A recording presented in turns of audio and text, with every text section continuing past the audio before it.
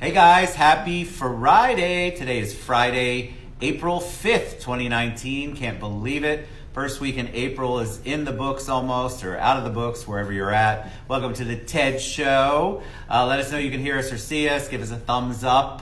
Give us a heart.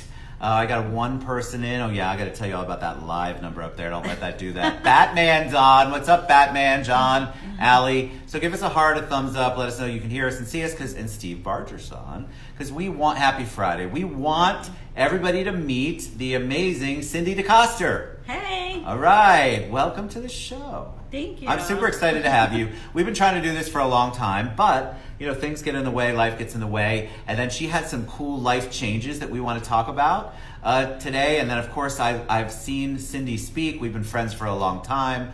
So I'm just excited to have you on the show and give her some love because she doesn't like herself on camera like 99% of the people don't. And I'm like, you look great. And she also wants to look at me this way, and you got to look at me that way. It's so difficult. Hard. All right, so welcome to the show.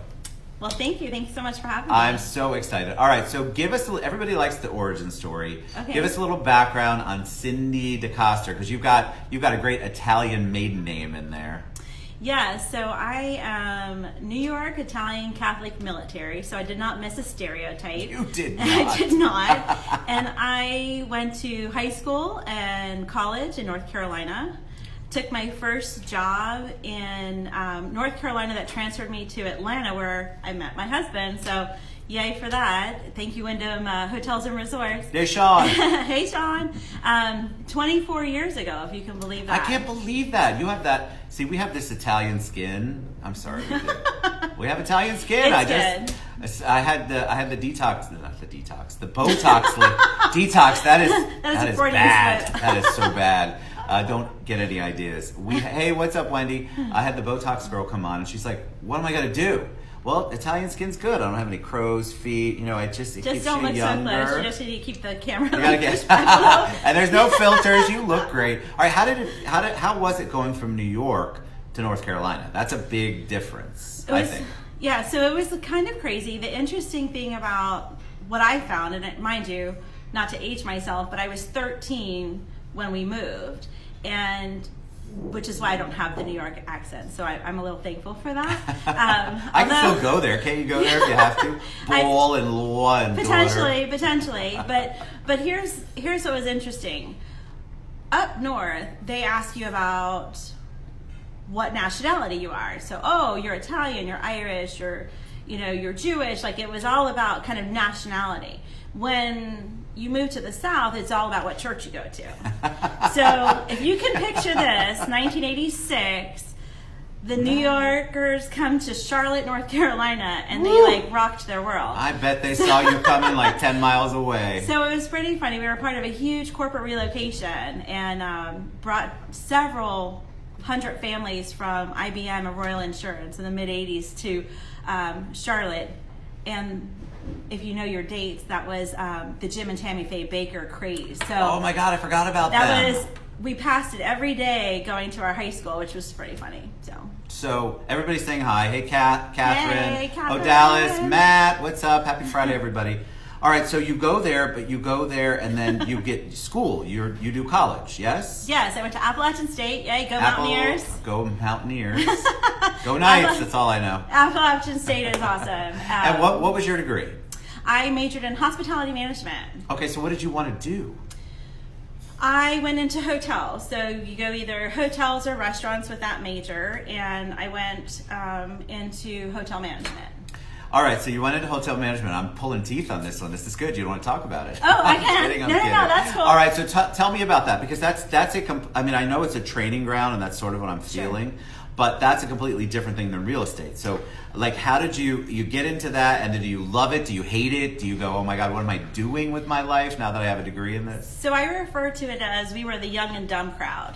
So young and dumb crowds. So we get it.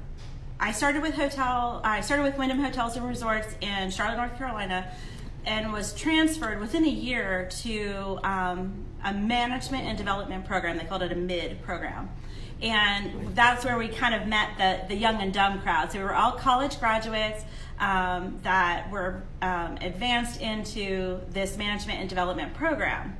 and you kind of are the co-manager of the different departments. So I was the customer service or operations manager. So I was over, if you can picture this, 22 years old, over 5 departments of a major hotel in Atlanta, Georgia. Oh, so, you were in Atlanta for that. So yeah, so Buckhead. Wow. I love right Buckhead. near, yeah, it was great. Restaurant, it was a perfect place to date. So hence my husband, so I was front of the house. My husband was the accountant manager in development. And so he had the 9 to 5, I like to call it the cush job. And I was operations. So I had the bellman, the reservations, the front desk, reservations, PBX, and how was that for you? Was it hard at 22 to get respect?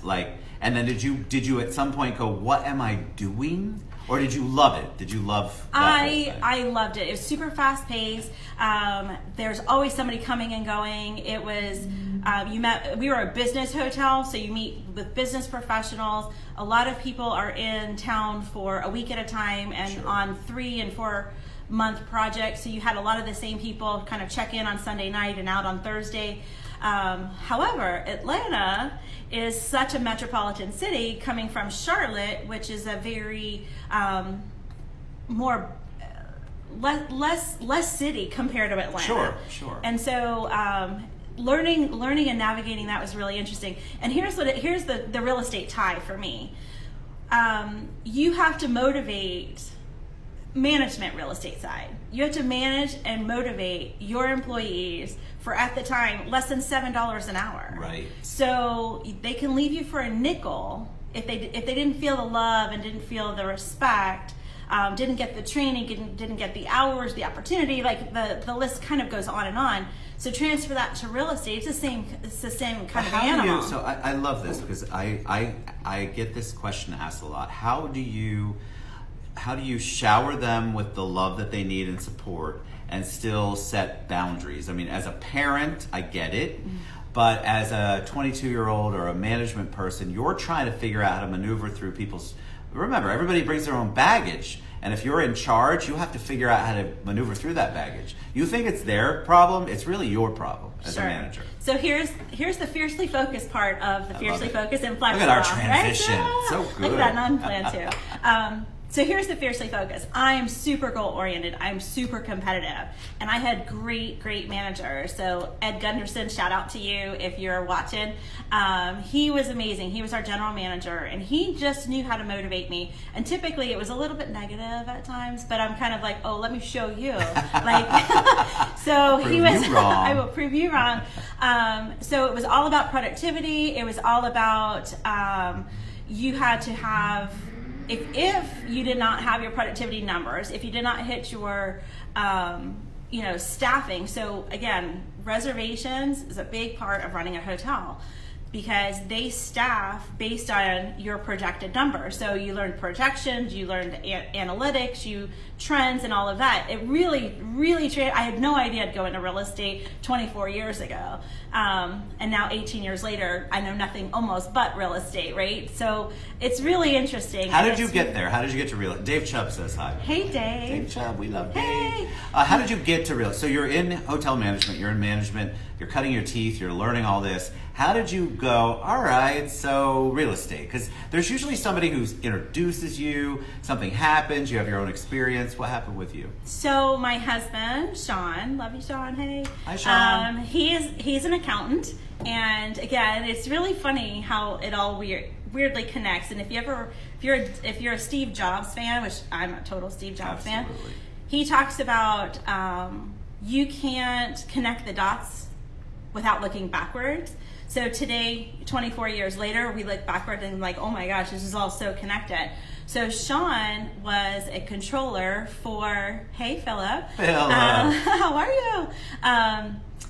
Sean was a controller for Starwood Vistana Properties, and they wanted him to get his real estate license to understand the legalities of the properties that he was managing the money for. Sure. And so here we were, married and living in Orlando, and we're like, well, if you're going to go to school from 6 to 10 at night for however many days a week that is, for a month.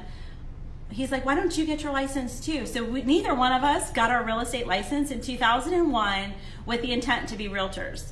And here we are 18 years later, and we're killing it, loving it. So that's the thing. So it wasn't like this. People always ask me, oh, you must have known early on what you wanted to do. Basically what you just said is Sean was going to get his license. So he said, why don't you come along too, babe? And that was the extent of how it, but how awesome is it that kind of stuff, if you're open to it, changes the whole trajectory of your life? Yeah, absolutely. So I loved my job. Hello to my TW Metals fans. That was actually what brought us to Orlando. I was a sales rep for a metal distribution company in North Carolina. A metal distribution? Wow. It is a bizarre twist. It's Friday afternoon. It's a bizarre twist, but here's the truth. And loved it. My customers were amazing. We worked with the aerospace, we worked with the medical, we worked with automotive. And at the end of the day, customers are customers. They want to feel the love. They want you to know that you care. So and you need to know, and you need to know your product. You need to know what it is that you insert, your value proposition. And at the end of the day, that's all it's about. It's all about understanding and loving people and helping them get whatever it is they want. I don't know what supplies they needed in the metal field, but they did, and they knew that we supplied it, and they liked how I delivered it. So I tell people this all the time. I don't really know what a va or a fa loan is. I just love people, and I have the people behind me, and so I know customer service. So it doesn't matter. What matters is that I'm showing them the love, that I have the product to back it up, and that I have people around me that can help that transaction move forward. But people, they get so caught up in the technical side of it, and they're just missing the love side of it, I think. And you and I, so I want to go back, you and I met through Women's Council of Realtors. I said that, it's got to be like real quick, Realtors. You can't say it's not three syllables. I think here in Orlando, we did the Orlando chapter. And so you have, your career has maneuvered through, I've known you at a couple of different places, but now you're on your own. Like you're on your own. So talk a little bit about the journey. Like, so you start working with people, you go, all right, so I've either done what I can do here, or I need to find a different match or mix. How do you make it from working for someone to now being the boss? Oh, that has been a crazy journey, and so true story. I got out of hotels because I swore I just never wanted to manage people again, and I thought, have mercy. Like it is difficult, to say the least, to motivate. Again, go back to, at the time, it was far less than $7 an hour. And motivating them and keeping them in love with you and your company and the hours you were able to supply them with and things like that was difficult at best. And again, at 22 years old, it was a harder lift. I was celebrating spring break still at 22. I had just graduated, but anyhow, so I swore I would never do that again. And we get into real estate, this is sad, weird twist. So trying to get pregnant took us over a year. I'm a planner. God laughs at, so man who plans, God laughs, right? Trying to get pregnant, and didn't happen on my time frame. So I'm like, that's a challenge to a planner. Right. So I'm like, you know what? Forget it. I'm going to have my first child. I'm going to be over 30. It's whatever. And then I was just kept living life. So insert real estate school. We go get our license, and I get pregnant right after. So I get pregnant. I get my license in November, pregnant in December. I'm like, well, I have a good job, great insurance, maternity leave, the whole 9 yards. I'm like, well, I can't afford to do that. And Sean's like, oh, this is so us. We can do this so well. So Sean's got the vision. I love it, right? So he leaps. He comes out of accountant, and he was a CFO. Like, he did amazing things in the accounting world. Gets out of that, goes full hog real estate with a pregnant wife. So I take the lead with a 6-month-old, because, hey, why not? No risk, no reward. I mean, you're already exhausted. So- you might as well just bring it on. So 100% real estate family with a 6-month-old. And because I'm all about efficiency, I get pregnant and have my next child. You are efficient, aren't So you? I'm like, if we don't have our next child soon, Jean Paul's going to be an only child. So now these children are 16 and a half and about to be 15. It's amazing. And we've had a cool journey. And so we were a real estate team right out of the gate. First, it was just the two of us with amazing partners. So shout out to Colleen Mitchell, who's been our lender friend for 101 years. We've had great inspectors. We've had great home warranty. We've been blessed with great partnerships. Keeping it real, Paul. Keeping it. And by the way, hey, Beth Marshall. She said boss people. I love that. Boss people. Beth Marshall's a boss person too. She's awesome. So it's been. So you're in it. Like, so you're in it. You've got your family. You're building your family. The kids are growing up. You're working for different people. What was the catalyst for you to go, all right, now I'm ready to have my own shop? So it has been an evolution. We're just talking about you, Matey. Hey, Matey. So it's been an evolution of love, is what I will say, and total blessings. Paying attention to the blessings and the piece of the journeys that we've been afforded. So 2007 was devastating real estate market. I still carry the battle wounds, and I kind of shudder when I say the year 2007. So it was a personal year for me too. It was the year that I was the same age as my mom when she passed away. So it was a really emotional year, personally and professionally. We've always been blessed with great success. We work hard, we love people, we take care of people, and we've been afforded the success professionally as a result. The need to pull yourself up by your bootstraps came when and again, same age as my mom when she passed away, with 2 children the same age me and my older sister, 3 and 5. And it was a real revealing of repressed feelings I didn't know I had. Sure. And so it was like, oh my gosh. And when my daughter at 3 years old cried for me in the middle of the night, it was like this light bulb moment that I was like, okay, now's the time. I need to live for them. I need to be successful for them. Right. And so insert Women's Council of Realtors, and I am forever indebted to them. Amen. They just kept showing me and advancing me in the things that make you successful, make you professional, and give you the tools and the systems that you can do that. The Chamber of Commerce, so shout out to St. Cloud Chamber of Commerce as well, who has been a life changer. And these were little things that happened that just kind of set me on the trajectory. So I opened an office for the broker I was working with. A couple years later, I was a team leader for a major company. Mind you, these companies were an hour from my home. Right. So I've stayed grounded in St. Cloud, specifically Harmony, Florida. So shout out to my Harmony friends. Yet I went after the goal. So again, fiercely focused on bringing my family back to financial stability, bringing the industry back to professionalism, and supporting and rewarding, so to speak, the drive to bring our community back. And so one thing after another. Most recently, I was the Senior Vice President of Sales for a company that had 8 offices from as north as the Villages and through downtown Orlando and Claremont. I know that company. Yeah, I love them and appreciate them. And everybody has had a piece of my journey. And you talk about things that contribute to who you are.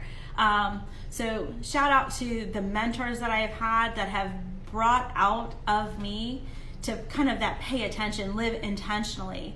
Right. Two books in particular really changed my life or shaped my life. And it was Fierce Conversations, Getting Comfortable Being Uncomfortable, getting to the root of the problem, figuring out so many times we're just symptom solving and we're not root following. We are so symptom following. Right? It's crazy. It That's is where crazy. we go with our solutions. And yeah. That's not the solution. It's not. And then the one thing, and that was that was really life-changing for me. When we talk about the one thing, and when you say yes to one thing, you are saying no to something else. And over, women specifically, we say no to ourselves often. And so it became this mantra of mine of like, you know what, I'm fiercely focused on my goals, yet I'm gonna be flexible in my approach to them, because there's more than one way to get to the end goal. And whether the end goal is whatever, you have to remember, don't change your activities for your goal. That's a strategy. So your goal is always your goal, but your strategy, you have to be nimble enough and flexible enough to do what works. And you know what? The sign of insanity is doing the same thing, expecting a different result. Don't you find that people do that all the time, though? Absolutely. Why is Specifically that? in real estate. Is it because it's easier? We know that grass that's green, and we don't want to go to the other side. Like I feel like we do the same thing over and over and over. Well, it becomes that mantra of, well, this is what I know. Right. And so you drive it into the ground, and you're like, oh my God, why is it not growing? Well, you just killed the root. Guys, you know. So I agree. I don't know why. And this is all businesses, though. I feel like they get this idea. This worked once, right? Okay, so, right. But let's not change with any of the times, the technology, the people.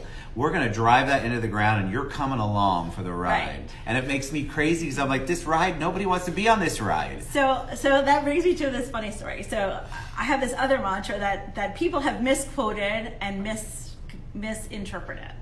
And that is, you don't have to get on board, but you got to get out of my way. And what I mean by that is, I'm going towards my goal. Now, I may take this windy road that may make you seasick, but I'm going. And so you don't have to get on board. You don't have to take the ride with me. Right. But you absolutely can't stand still in my way. I will not have that. So for me, I'm like, by all means, and sometimes it means without you.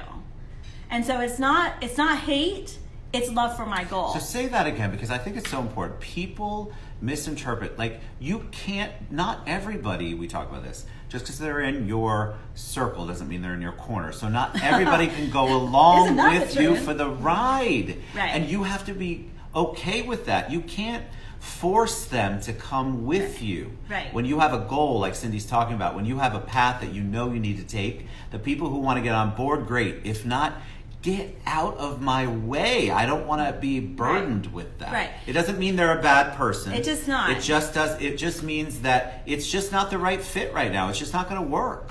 Sorry, you have a different agenda than I do, and I'm just going to move forward. That doesn't mean you're a bad person. Right, for sure. So to kind of talk more to that, it has nothing to do with you. It has everything to do with me and my why. And my why may or may not involve you today or tomorrow, but my why always involves my core, which is my husband and my kids. Right. And I couldn't, and then it builds from there. So loving and supporting my husband and my kids has to do with loving and supporting my industry, loving and supporting my company, loving and supporting my customers. And again, customers change. So when I started as a realtor, my customers were buyers and sellers and investors, and I absolutely deeply love, and to this day. Now I've taken this different path where my husband still loves and supports and buys and sells and invests with our customers, but my passion has kind of moved into where I found that I can be more effective is teaching you, fellow realtors, how to be professional, ethical, train you, motivate you, inspire you to do more, be more, better. And that's kind of where my cup gets full, is seeing your success and helping be a part of that. So today, 18 years later, I've evolved to, again, this management role where I can do just that, and then segue into where JP and Associates Realtors City and Beach comes in. It's been like this crazy evolution that didn't even exist prior to August. Well, I hadn't heard of them before, but that doesn't mean anything. But when I started to see your announcements and the things that you were releasing, I'm like, what is going on with her? And especially since it wasn't a brokerage that I was familiar with. Sure. So that's also something you have to take on. You go, okay, what are my pros and cons? What am I doing? And not everybody should be a broker, my opinion. Not everybody should be a broker owner. I'm just saying, we need worker bees. We need realtors who are just realtors and just focus on that. But you have to have the management. You have to have the leadership. Why them? So many reasons. So we've been asked this question 101 times and said, oh my gosh, it's about time. It's about time. And for me, it's more about timing. And I have been learning from, the school of how do you transition from realtor to manager, and then managing and motivating and hiring and training other agents. And again, I go back to the Women's Council of Realtors. So the Women's Council taught me that I have, without trying, which is kind of funny. So again, shout out to Terry Carroll, who tapped me on the shoulder and said, we need you. 2009, we need you. The board is falling, blah, blah, blah. Just take notes. Just be a secretary. That's all we need. Da, da, da. And I'm like, you know what? Again, maybe that part of that Catholic guilt. I'm like, well, I'm like all about helping somebody in need. Weight and gold. Right. So helping anybody in need. Like, of course, if you need me, I like love to be needed. So that's what I did. And then you start seeing it and opening your eyes to like, how can you help? How can you affect change? And then you start working with companies that have different abilities to enhance change and support the agents and give them what they need. And our industry has evolved 110% from 2001 to today. It's crazy. So if you're not evolving, how can your business evolve? I am amazed at the people that get caught in this mindset. So in our industries, for example, there are a lot of dinosaurs, and I say that lovingly and respectfully, but there's a lot of dinosaurs that still do things in a very, in my opinion, an antiquated way. They think it works for them, but they're still stagnant. There's no growth. There's no progress. And they're going to get left behind. Our industries as a whole are changing daily. It's insane what's going on with realtors, with mortgage people. It's crazy what's happening, and our livelihoods are getting challenged. For sure. The way that we do business is changing. And so if you're just sitting in that, if all you're doing is still sending out your 3 postcards to your just sold, sorry, my friends. Sure. You're not part of what's going on, and you're going to get left behind in a really bad way. So here's what's exciting. So I've worked for multiple major brands over my career, and I'm blessed, and I have zero regrets. Every piece was such a part of my journey. They were the stepping stones to kind of getting me to where I am today. And now I know the value that we bring at JP and Associates to the realtor community. We need training, we have it. We need technology, we have it in spades. The latest thing, the craziest thing, is we have healthcare and 401k, like retirement plans for our agents. They have answered every question of, you know what, we can't afford. So Sean and I's conversation was, we can't afford to open our own brokerage because we can't compete. People loving us and thinking that they want to work with us because we're so awesome and we've helped them in their career, get you this far. But at the end of the day, it's so true. It is so true. Like, being awesome is great because we are awesome, for sure. It's lovely, right? And it's fun. But at the end of the day, it really doesn't pay the bills. It does not pay the bills. And you know what? So shout out to Mark Johnson at JP Corporate. He had this thing behind him. We were on a webinar this morning, and he had this thing behind him, and it said, "Success is for rent, and the rent is due every day." Right. So if you think that you could be successful overnight, that's not, yes, for a day. But what you do continually, habitually, consistently, persistently is the words I love to use. What are you doing consistently and persistently to get you there? Well, JP and Associates, like, we're excited because we support our agents in such a deep way, consistently and persistently, with technology, with back end support. So great. So if we're great realtors, we're great people. We're not always the greatest paperwork people. We're not always the great marketing people. We can acknowledge and appreciate talent, but we're not the talent.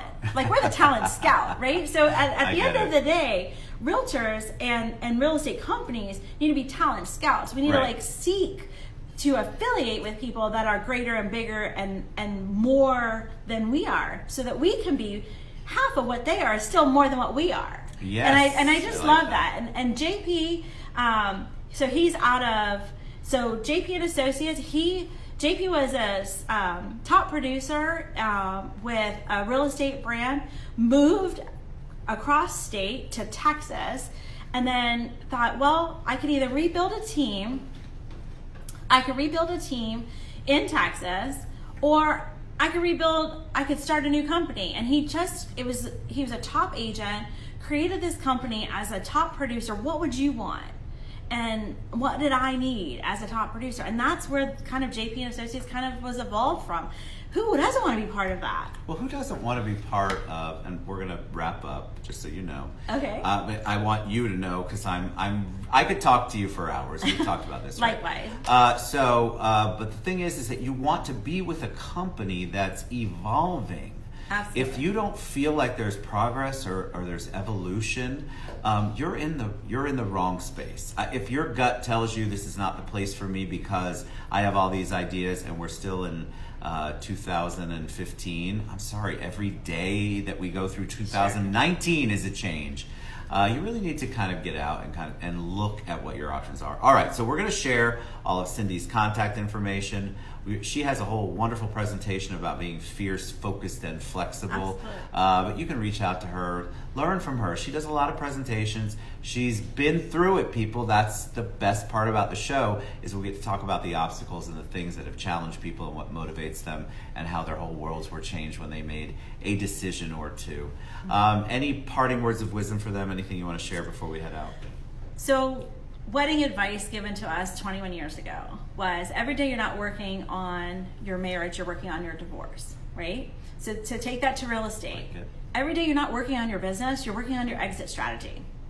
So what are you doing today that's working and advancing you and your business? And are you with the company that's helping you get there? Right.